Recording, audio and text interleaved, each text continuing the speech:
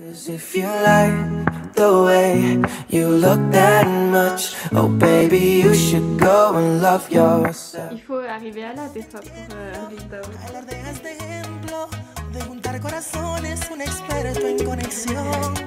Te fallaron las flechas y de tantas violetas que por ti he regalado en mi jardín no hay ni una flor. Pues dile al amor que no toque mi puerta. Bonjour tout le monde. Coucou. Bonjour toi qui Bonjour est derrière ton écran. Merci d'être là. Merci d'être là. En Notre vidéo. Oui. Pour un sujet différent aujourd'hui. Oui.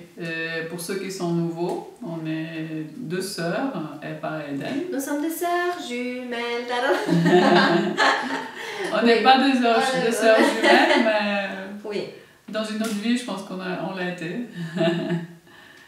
Et on fait des vidéos sur le bien-être, sur comment être heureux, comment s'aimer, tout ce qui est pour se faire du bien à soi, développement personnel. Oui. Prise de conscience. Les relations humaines, relations entre hommes et femmes, hein, éducation des enfants. Je crois Donc on fait des vidéos dans ce style-là. Ouais. Donc, Les relations humaines en général, hein, c'est ça. Pour nous suivre, pour suivre nos vidéos, n'hésitez pas à vous abonner. Et voilà, comme ça vous aurez des nouvelles de nous. Souvent, tout le temps, tous les jours, à chaque heure. Et aujourd'hui, on va parler de quoi? Aujourd'hui, on avait envie de commencer Une série de vidéos sur les relations, la relation sœur à sœur. Entre sœurs. Voilà. Ouais. On va entre sœurs. on va parler un peu de nous, de comment nous comment on a vécu notre relation jusqu'ici. J'allais dire comment on est arrivé dans ce monde. monde. Donc voilà, on Et va faire comment, plusieurs... comment ça a commencé en fait notre relation. Aujourd'hui on va parler plutôt de ça. Exactement. Comment ça a commencé. Parce que c'est une relation qui peut être complexe. En étant enfant, c'est pas toujours facile d'être la grande sœur ou la petite sœur.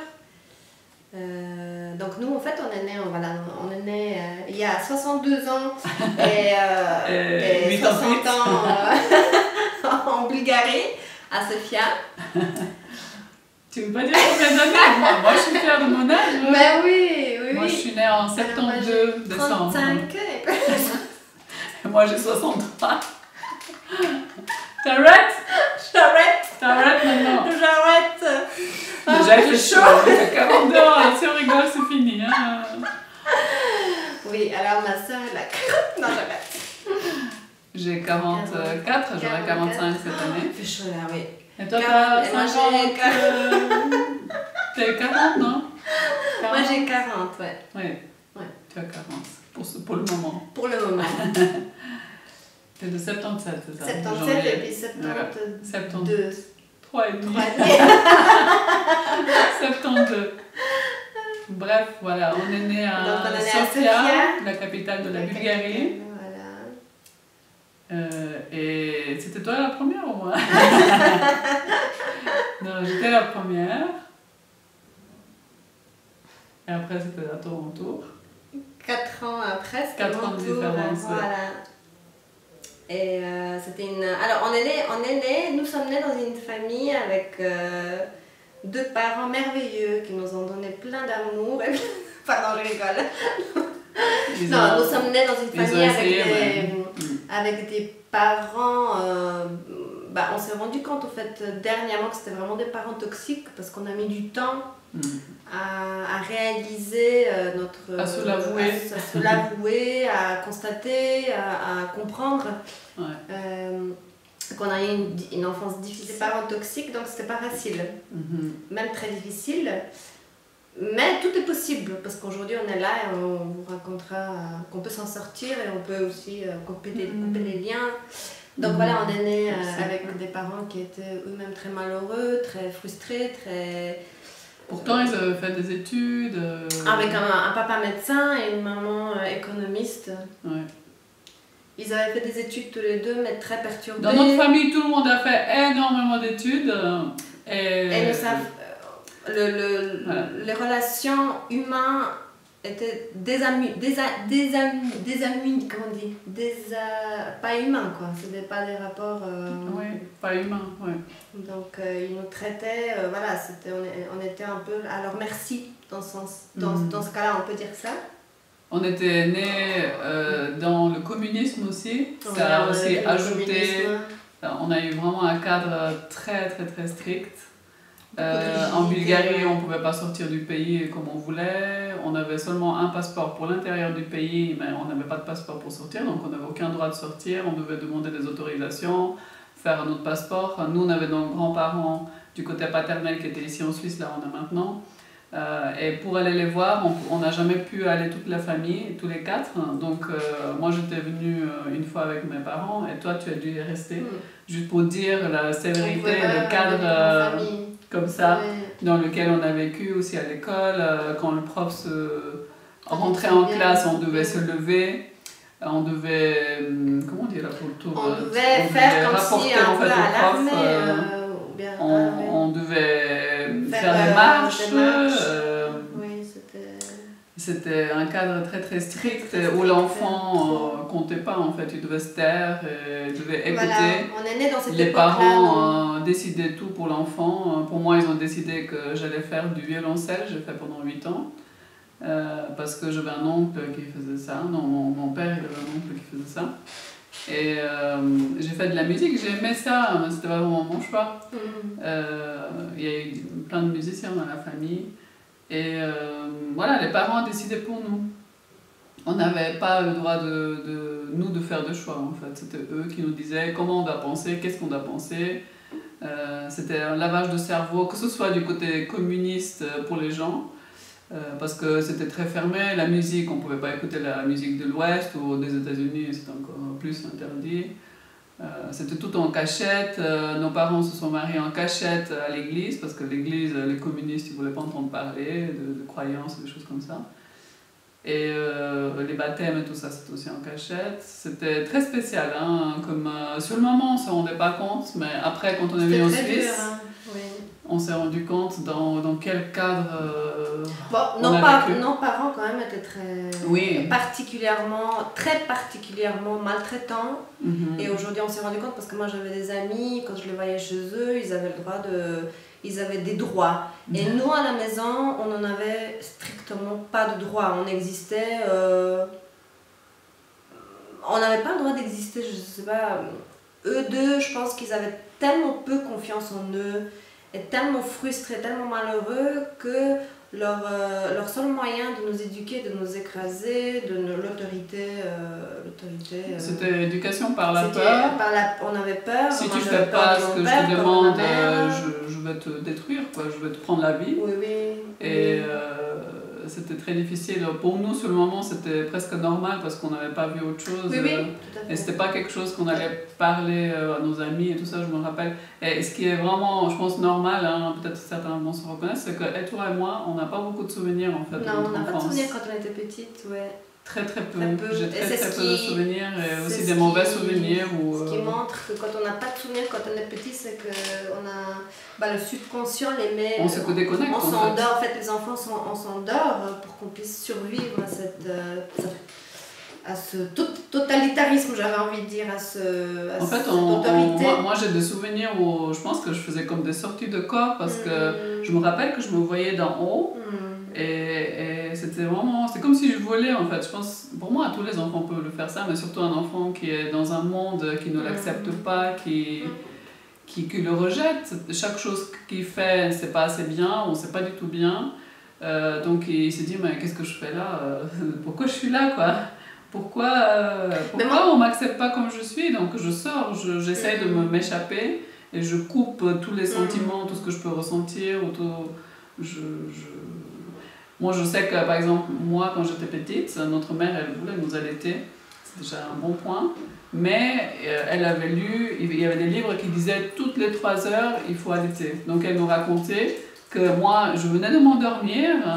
Et comme elle savait que c'était tellement carré, je venais de m'endormir. Mais comme c'était l'heure de m'allaiter, elle me réveillait. Donc, c'était un rythme. Elle n'était absolument pas à l'écoute de son bébé, de son enfant. D'elle. Et moi, je sais qu'ils ont eu un accident quand moi j'étais dans son ventre de voiture. Donc moi, je suis née aussi à l'envers avec les fesses en premier. Les médecins n'avaient pas vu. Voilà, c'était un accouchement horrible. Ça a mal commencé. Depuis le début, ça a mal commencé. On m'avait cassé ici un bout d'os. Un os.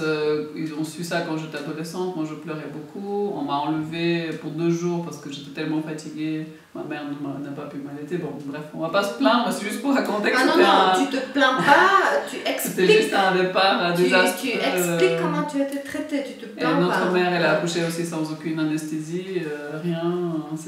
Elle disait qu'elle pensait qu'elle allait mourir, quoi. Elle avait tellement mal. Et puis j'ai envie de dire, elle n'était pas obligée de nous expliquer tout ça en détail, mais elle le faisait parce qu'elle était, complètement ignorante des effets désastreux de leur enfant. S'il y a certaines choses qu'on fait et qu'on vit, on n'est pas obligé de les raconter tout à nos enfants. L'enfant a vraiment besoin de se sentir dans une famille qu'il est nécessaire. Ça m'a tellement touchée quand j'ai lu ça, qu'il est nécessaire, qu'il est intégré, qu'il est protégé et qu'il est aimé. Et nous, on n'a eu aucun de ces mots tellement significatifs pour moi. C'était des parents toxiques. Donc, on tenait à parler de ce sujet-là parce que... Je me souviens que toi, quand tu es venue, comme tu étais la deuxième et moi j'étais déjà une fille, donc il voulait un garçon, de ce qu'il nous racontait. La première réaction, c'était « Oh, encore une fille !» Ça peut nous faire rire, mais quand on le vit, ça, je pense que c'est dramatique pour un enfant. En tout cas, quand on lui raconte beaucoup de fois. De dire bonjour, bienvenue, en tant que fille encore dans ce monde, c'est pas trop ça, mais bon, allez, ça peut passer. On essaiera de faire avec toi, voilà, c'est ça en fait. Donc ça c'est dramatique, c'est pour un enfant qui n'est pas accepté dès sa naissance, dû à son sexe, qui n'a pas été... parce qu'il voulait un garçon, c'était, je pense qu'à partir de là, les choses, Et puis on a eu beaucoup la relation de maman-enfant, parce que moi j'étais la grande sœur, donc je devais m'occuper de ma sœur. Oui. Et pendant longtemps, en fait, jusqu'à ce qu'on vienne en Suisse, et encore quelques années après, on avait une relation une relation qui était compliquée parce que parce que pour personne c'est bon. On se disputait beaucoup et puis on se sentait pas acceptés l'une envers l'autre. En fait, nos deux parents faisaient tout pour qu'on s'entende pas. Parce que, je sais pas, mon père disait qu'il préfère peut-être ma soeur et ma mère disait qu'il préfère. En fait, nos parents nous disaient quand on divorcera.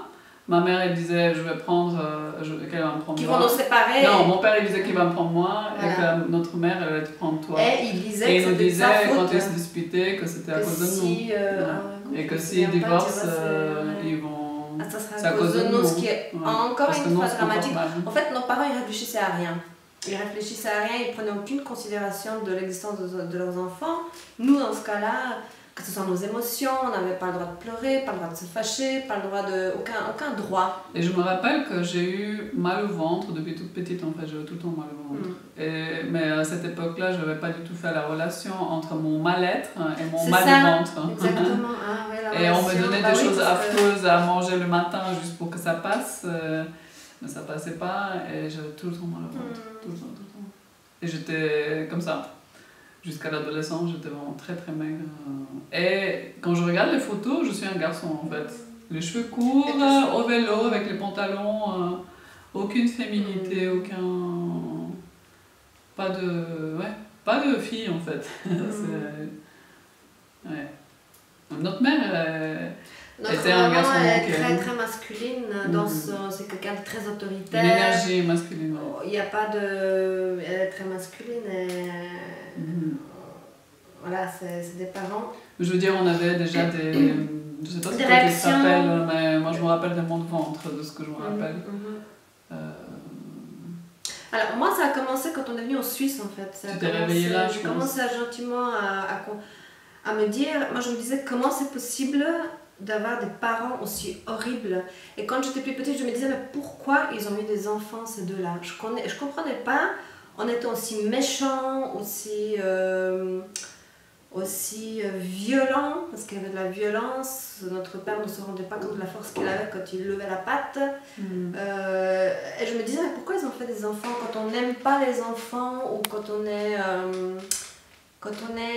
est nous-mêmes pas équilibrés ou quand on a une enfance difficile, c'est pas forcément une bonne idée de faire des enfants avant d'avoir travaillé ces choses-là et d'avoir pris conscience, parce qu'après, on détruit les enfants. Et moi je me disais, il vaut mieux qu'ils nous fassent adopter par des parents qui ont envie d'avoir des enfants et de les aimer que de cette maltraitance qu'on subissait quotidiennement. Donc, en fait, toi, tu te posais plus de questions sur moi.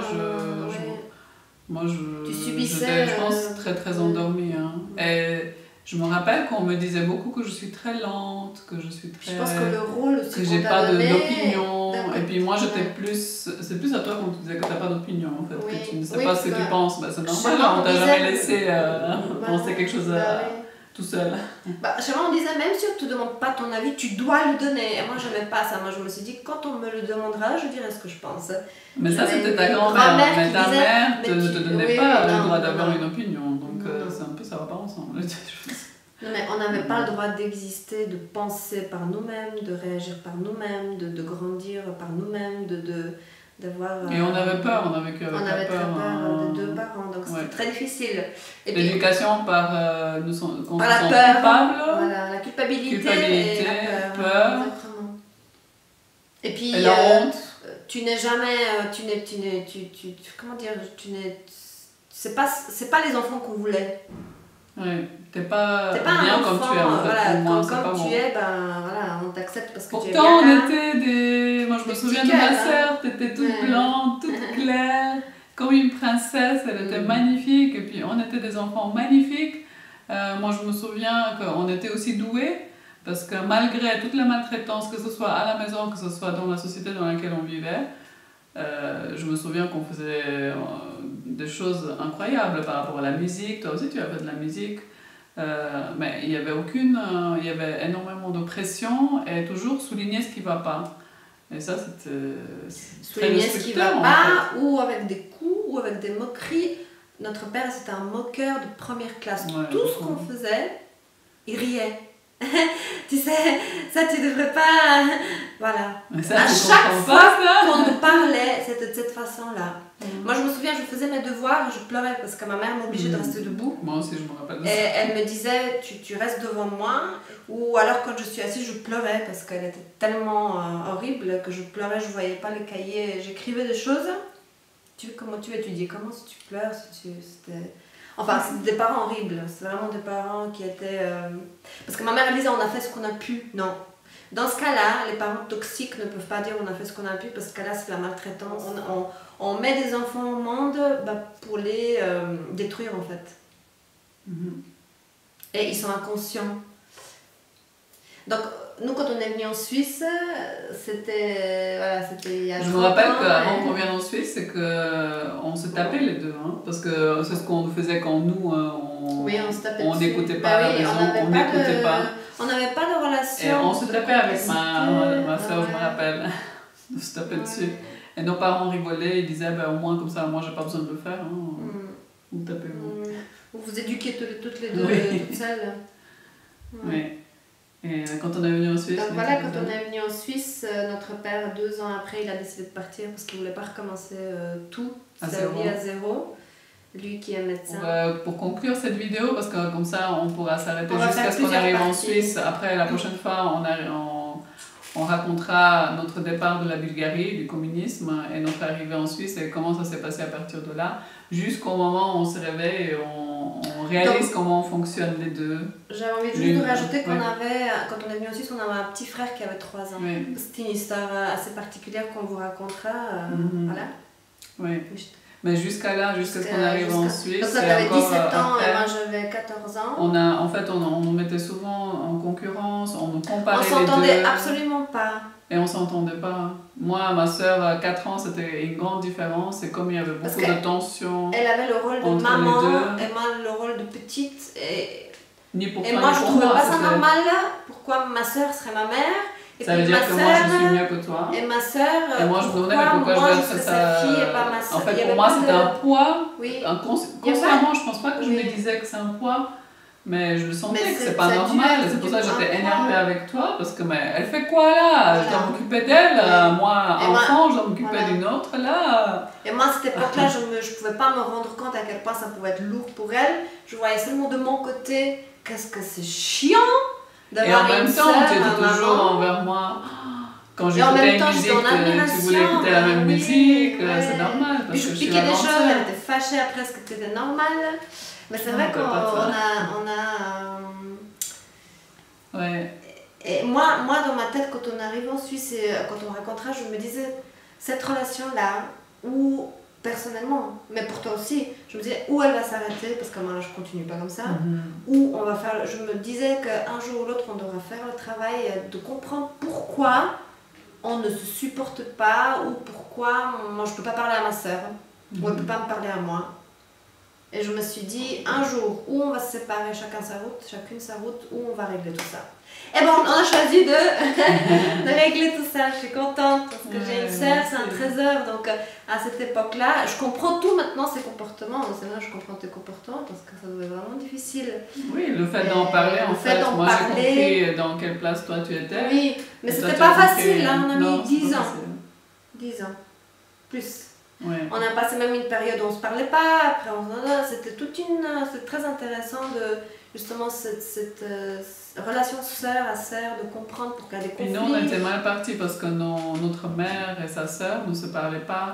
Ils sont pendant jamais des années. très longtemps ils sont pas Parce parlé. qu'elles aussi, elles ont été éduquées avec des comparaisons. Il y a rivalité plutôt Voilà, que la regarde ta sœur, tu dois complicité, faire la comme elle, comparaison, toi voilà. tu n'arrives pas à faire comme elle. Voilà. Fais comme ta sœur. Tu vois comment elle fait ta sœur? Elle arrive à faire ta sœur. Et donc elles ont eu beaucoup de tensions, mais très Ouais. fort parce que c'était très extrême aussi avec leur mère, Ouais. spécialement, Oui, notre grand-mère.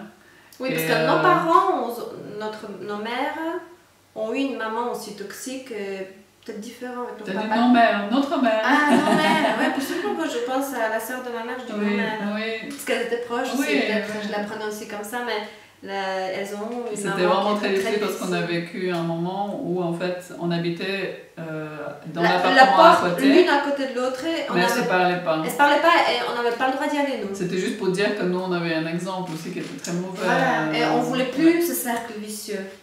Mais on lui répétait quand même un petit On peu le au départ, répétait quand parce même un que peu, mais on avait voilà, vécu ça. on est très jeunes aujourd'hui, on a réglé beaucoup de choses, on a arrêté ce cercle vicieux. Mhm. Donc, Chacune on a pris sa parlera place encore, ouais. équilibrée. Voilà, on Sa- est à sa bonne place. égalité, on a trouvé un équilibre. Et Ouais.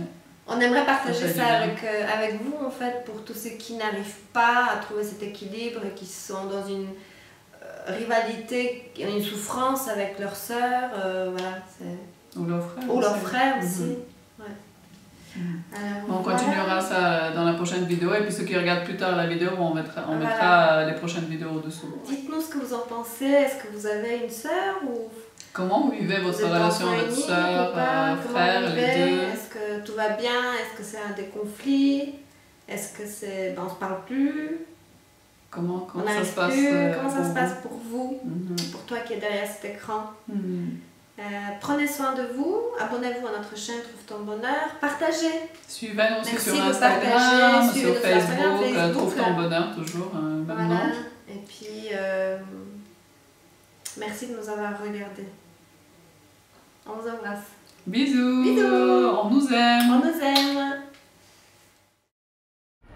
When you call on me, when you call on me, when you reach for me, when you reach for me. No, 'cause if you like the way you look that much, oh baby, you should go.